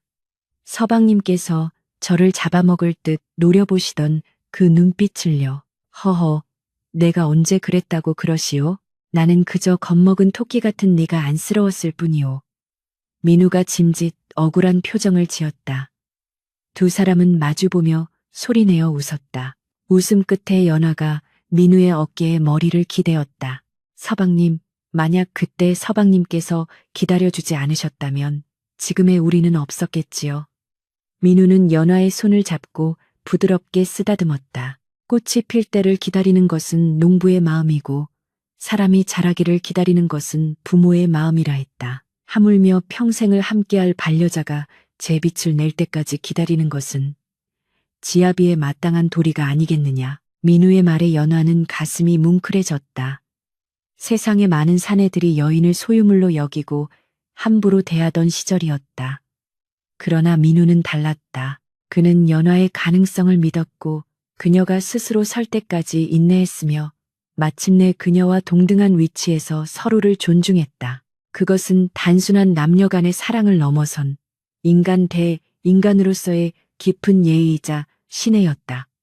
고맙습니다, 서방님. 저를 사람으로 만들어 주셔서. 아니다. 네가 나를 사람으로 만들어 준 것이다. 너를 지키고 가르치며 나 또한 자랐으니 우리는 서로가 서로를 키운 셈이지. 바람이 불어와 뜰 앞에 매화나무 가지를 흔들었다. 꽃잎 몇 장이 날아와 두 사람의 옷자락 위에 내려앉았다. 민우는 연화의 머리에 내려앉은 꽃잎을 떼어주며 말했다. 보시오. 꽃은 지지만 그 자리에는 탐스러운 열매가 맺히지 않소. 우리의 젊은 날은 저 꽃잎처럼 지나갔으나 우리 앞에는 이리도 아름다운 가정과 세월이 열매 맺어 있으니 이 얼마나 다행한 일이오. 연화는 민우의 손을 자신의 볼에 비비며 눈을 감았다. 따뜻하고 거친 그 손의 감촉이 너무나 좋았다. 다음 생에도 저를 기다려 주시겠습니까? 연화가 장난스럽게 그러나 진심을 담아 물었다. 민우는 껄껄 웃으며 대답했다. 다음 생에는 내가 너보다 더 어리게 태어나 네가 나를 키우게 할 작정이다. 그러니 이번 생에 내가 베푼 은혜를 잊지 말고 꼭 갚아야 할 것이다. 예, 그리하겠습니다. 서방님께서 꼬부랑 할아버지가 되어도 제가 업고 다니겠습니다. 부부의 그림자가 달빛 아래 길게 늘어졌다. 그 그림자는 둘이었지만 마치 한 그루의 나무처럼 서로 얽혀 하나가 되어 있었다. 세상은 여전히 시끄럽고 험난했지만 이 작은 집 담장 안에는 언제나 평화와 사랑이 넘쳐 흘렀다. 타는 촛불 아래서 맺은 맹세, 평생을 두고 갚으리라. 민우가 혼례식 날 마음속으로 되뇌었던 그 맹세는 한치의 어긋남 없이 지켜졌다. 어린 신부를 키워낸 낭군의 사랑과 그 사랑을 먹고 자라나 집안을 일으킨 여인의 지혜. 이 아름다운 이야기는 마을 사람들의 입을 타고 전설처럼 전해져 내려왔다. 사랑이란 상대를 소유하는 것이 아니라 상대가 온전히 자신으로 존재할 수 있도록 기다려주는 것임을, 그리고 함께 성장하는 것임을 보여주는 증거로서 말이다. 밤하늘의 별들이 두 사람을 축복하듯 더욱 반짝였다. 서방님은 책을 읽어주고 부인은 그 곁에서 바느질하며 가끔 눈을 마주치고 웃음 짓는 그 평범하고도 위대한 일상이 오래도록 계속되었다. 마침내 꽃은 피었고 열매는 달았으며 그 향기는 영원토록 지지 않았다. 아버지, 저는 도무지 이해할 수가 없습니다. 혼례란 남녀가 만나 가문을 잇고 자손을 번성하게 하는 것이거늘 어찌하여 제게 돌부처처럼 굴라 하십니까? 장지문 밖으로 억울함이 가득 묻어나는 젊은 사내의 목소리가 터져나왔다. 마당에 떨어진 붉은 단풍잎들이 그 서슬퍼런 외침에 바스락거리며 굴러갔다. 방 안에는 하얗게 센 수염이 제법 잘 어울리는 중년의 민우가 붓을 멈춘 채 앉아 있었고 그 앞에는 그의 장남 창인이 씩씩거리며 서 있었다. 창인은 아버지의 훤칠한 키와 어머니의 고운 이목구비를 쏙 빼닮은 그야말로 장안의 내로라 하는 미남자였다. 약관의 나이에 소과에 급제하여 가문의 자랑이 되었으나 타고난 총명한 만큼이나 성정이 급하고 자기 주장이 강한 것이 흠이라면 흠이었다. 며칠 뒤면 창인의 혼례식이 있었다. 상대는 민우의 오랜 버신 최진사의 딸 서은이었다. 올해 갓 14살이 된 아직 앳된 티를 벗지 못한 어린 규수였다. 창인은 자신의 배필이 너무 어리다며 그리고 아버지가 내린 엄명에 대해 불만을 토로하고 있는 중이었다. 민우는 붓을 필새에 가지런히 올려놓고 천천히 고개를 들었다. 그의 눈빛은 세월의 깊이만큼이나 그윽하고 침착했다. 돌부처처럼 굴라 한 적 없다. 다만 기다리라 했을 뿐이다. 민우의 목소리는 낮았으나 그 안에는 거역할 수 없는 위엄이 서려 있었다. 하지만 혈기왕성한 창인은 쉽게 물러서지 않았다. 기다림이라니요. 남들이 들으면 소방 맞은 신세인 줄 알겠습니다. 서은 낭자가 비록 어리다 하나 혼례를 치르면 엄연한 제 아내입니다. 부부의 연을 맺는 첫날 밤에 신부의 손끝 하나 건드리지 말라니 이게 가당키나 한 말씀입니까? 창희는 답답함에 가슴을 쳤다. 그는 친구들 사이에서 들은 무용담이며 사내로서의 본능 그리고 가장으로서의 권위를 내세우고 싶어 안달이 나 있었다. 그에게 아버지가 내린 3년의 유예는 말도 안 되는 고행처럼 느껴졌다. 민우는 혀를 차며 자리에서 일어났다. 그는 뒷짐을 지고 방안을 천천히 거닐었다. 창가에 놓인 난초 화분 앞에 멈춰 선민우가 잎사귀를 어루만지며 입을 열었다. 창이나, 너는 네가 서은이보다 글을 더 많이 읽고 세상을 더 많이 안다고 생각하느냐? 창이는 당연하다는 듯 고개를 끄덕였다. 물론입니다. 서은 낭자는 이제 겨우 내훈이나 읽는 수준이라 들었습니다.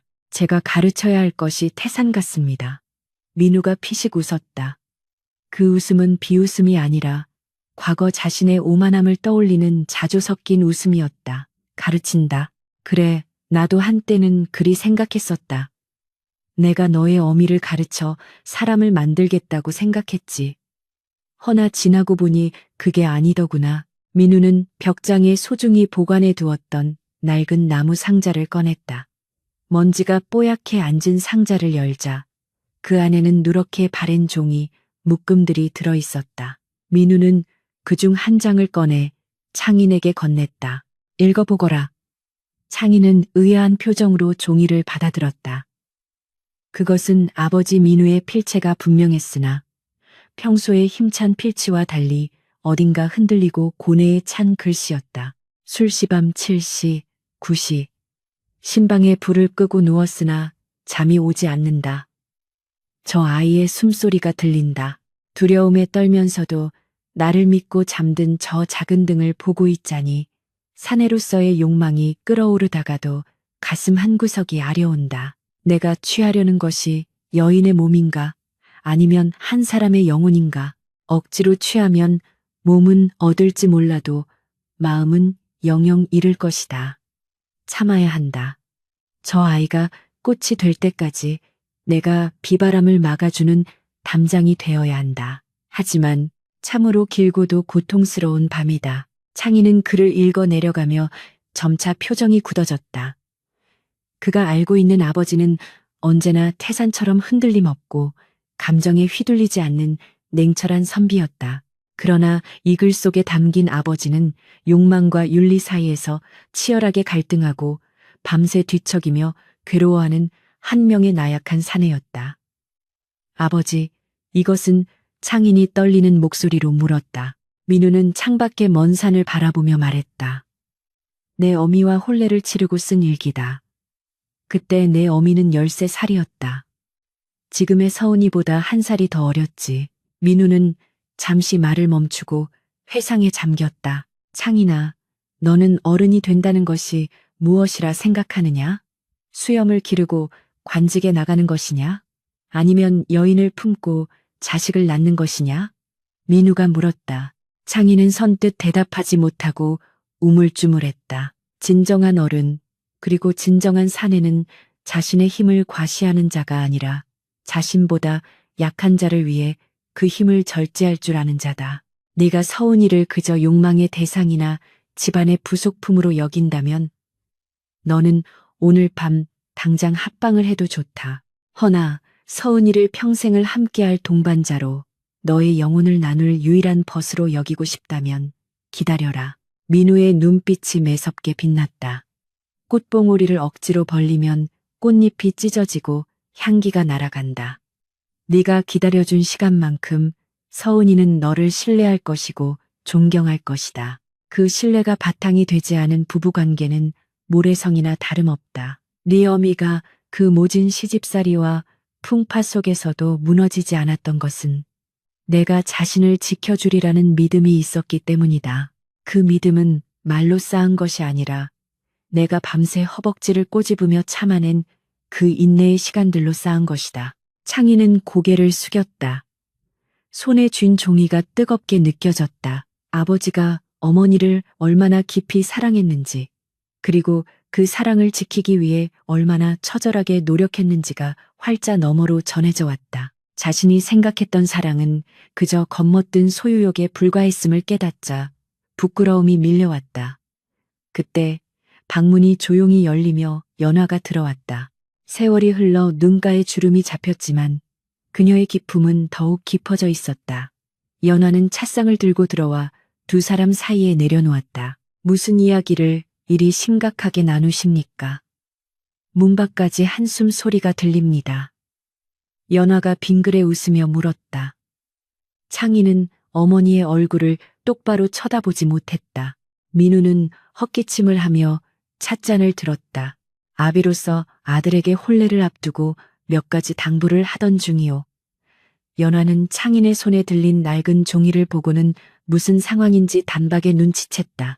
그녀는 창인의 옆에 다소곳이 앉아 아들의 손을 잡았다. 어머니의 손은 따뜻하고 거칠었다. 집안을 일으키느라 고생한 흔적이 역력한 그 손이었다. 창인아, 연화가 부드럽게 불렀다. 내 아버지는 참으로 미련한 분이셨단다. 창인이 놀란 눈으로 어머니를 바라보았다. 민우도 찬물을 들이키다 사례가 들린 듯 쿨럭거렸다. 첫날 밤 어찌나 무섭게 노려보시던지 나는 호랑이에게 잡혀가는 줄 알았지. 헌데 그 호랑이가 밤새 잠도 안 자고 내 이불을 덮어주더구나. 나는 자는 척했지만 다 알고 있었단다. 이분이 나를 얼마나 귀하게 여기는지, 내 숨소리 하나에도 얼마나 귀를 기울이는지. 연화의 눈가가 촉촉해졌다. 여인은 말이다. 사내가 주는 비단 옷이나 폐물에 감동하는 것이 아니다. 나를 있는 그대로 봐주는 그 눈빛. 나를 위해 기꺼이 자신을 낮추고 기다려주는 그 마음에 평생을 바칠 결심을 하는 것이다. 네가 아버지의 반만 닮아도 서운 아가씨는 세상에서 가장 행복한 여인이 될 게다. 창희는 어머니의 말에 코끝이 찡해졌다. 그는 아버지와 어머니를 번갈아 보았다. 두 분 사이에는 보이지 않는 끈이 단단하게 연결되어 있는 듯했다. 그것은 단순한 부부의 정을 넘어선 전우애이자 신앙과도 같은 유대감이었다. 창희는 자리에서 일어나 아버지와 어머니에게 큰 절을 올렸다. 소자, 아버님과 어머님의 뜻을 깊이 새기겠습니다. 어리석은 생각으로 두 분께 심려를 끼쳐드려 송구합니다. 서은 낭자를 제 목숨처럼 귀히 여기고 낭자가 준비될 때까지 기다리겠습니다. 그것이 사내의 기림을 이제야 알겠습니다. 민우는 흐뭇한 표정으로 아들의 어깨를 두드려 주었다. 그래, 잘 생각했다. 처음에는 힘들 것이다. 하지만 훗날 네가 백발이 되었을 때 네 곁에 앉아있는 아내를 보며 오늘을 결코 후회하지 않을 것이다. 연화도 아들의 등을 쓰다듬어 주었다. 방 안에는 국화차 향기가 그윽하게 퍼져나갔다. 가을이 깊어가고 있었지만 이 작은 방 안은 봄날처럼 따스했다. 드디어 혼례 날이 밝았다. 맑고 청명한 가을 하늘 아래 청사초롱이 내걸리고 마을은 잔치 분위기로 들썩였다. 창희는 사모관대를 갖춰 입고 백마에 올랐다. 긴장한 기색이 역력했지만 그의 눈빛만은 전보다 훨씬 깊고 단단해져 있었다. 신부 서은의 집 마당에는 수많은 하객이 모여 있었다. 연지 곤지를 찢고 화려한 화롯을 입은 어린 신부 서은은 긴장하여 고개를 푹 숙이고 있었다. 작은 어깨가 파르르 떨리는 것이 창인의 눈에 들어왔다. 예전 같았으면 답답해 보인다고 생각했을 그 모습이 이제는 지켜주고 싶다는 연민으로 다가왔다. 아버지가 30년 전 느꼈을 그 감정을 창인도 비로소 느끼게 된 것이다. 혼례 의식이 끝나고 밤이 깊었다. 신방에 든 창인과 서은 사이에는 어색한 침묵이 흘렀다. 촛불이 타닥거리며 타오르는 소리만이 방 안을 채웠다. 서은은 무릎 위에 올린 손을 꽉 쥐고 어쩔 줄 몰라 했다. 창희는 심호흡을 한 번 하고는 조심스럽게 서은에게 다가갔다. 그리고 족두리를 벗겨주었다. 서은이 화들짝 놀라 몸을 움츠렸다. 창희는 멈칫했지만 이내 부드러운 미소를 지으며 물러앉았다. 부인, 많이 무서우시오? 창인의 목소리는 다정했다. 서은은 기어가는 목소리로 대답했다. 아, 아닙니다. 그저. 창희는 고개를 끄덕이며 방 한 구석에 있는 이불을 펴기 시작했다. 그리고 베개 하나를 저만치 떨어뜨려 놓았다. 서은의 눈이 동그래졌다. 창희는 서은의 앞에 앉아 그녀의 작은 손을 잡았다. 내 아버님께서 어머님께 그러하셨듯 나 또한 부인에게 약조하리다. 부인이 진정으로 마음을 열고 나를 지아비로 받아들일 때까지 나는 기다릴 것이요. 우리는 부부이나 또한 평생을 함께할 벗이 아니겠소. 서로를 알아갈 시간이 필요할 테니 오늘은 그저 편히 주무시오. 서은은 놀라움과 안도감이 뒤섞인 눈빛으로 창인을 올려다보았다. 무서운 사내인 줄만 알았던 남편이 자신을 이토록 배려해 주다니. 서은의 긴장이 풀리면서 눈물이 핑 돌았다. 서방님, 감사합니다. 창희는 서은의 머리를 쓰다듬어 주었다. 감사할 것 없소. 내 욕심보다 부인의 마음이 더 중한 까닭이오. 그날 밤 창희는 약속대로 서은에게 손끝 하나 대지 않고 잠자리를 지켰다. 창밖에는 휘영청 밝은 달이 떠 있었고 사랑채 마루에 앉아 그 달을 바라보는 민우와 연화의 그림자가 길게 드리워져 있었다. 보시오. 창인이가 제법 흉내를 잘 내는구려. 민우가 껄껄 웃으며 술잔을 기울였다. 흉내가 아닙니다. 진심이 보였습니다. 피는 못 속인다더니 서방님의 그 고집스러운 다정함까지 닮았습니다. 연화가 안주를 건네며 웃었다. 고집스러운 다정함이라 듣기 좋은 말이오. 민우는 술잔을 내려놓고 연화의 손을 잡았다. 세월이 흘러 거칠어지고 주름진 손이었지만 민우에게는 세상 그 어떤 비단보다 곱고 귀한 손이었다. 부인, 우리가 뿌린 씨앗이 또다시 싹을 틔우는 것을 보니 이제 죽어도 여한이 없겠소. 어찌 그런 말씀을 하십니까? 손주 녀석들 재롱도 보셔야지요. 그리고 무엇보다 연화가 짐짓 눈을 흘기며 말했다. 다음 생에 저를 키워주신다는 약조. 잊으신 건 아니겠지요? 저는 아직 그 빚을 다 받으려면 멀었습니다. 민우는 호탕하게 웃었다. 그렇고 말고 다음 생에는 내가 철없는 꼬마 신랑이 되어 네 속을 좀 썩일 테니 네가 나를 사람 만들어 다오. 그때는 내가 너를 누이라 부르며 따라다닐 테니. 어마, 징그럽습니다. 하하하. 두 사람의 웃음소리가 밤하늘로 퍼져나갔다. 마당의 감나무에는 잘 익은 홍시가 주렁주렁 매달려 있었고 가을바람은 풍요롭고 시원했다. 사랑은 그렇게 대물림되고 있었다. 인내하고 존중하며 상대를 위해 자신의 자리를 비워두는 그 아름다운 기다림의 미학이 민우의 집안을 지탱하는 뿌리가 되었다. 창인과 서은 또한 숱한 계절을 지나며 서로를 물들이고 마침내 탐스러운 열매를 맺으리라.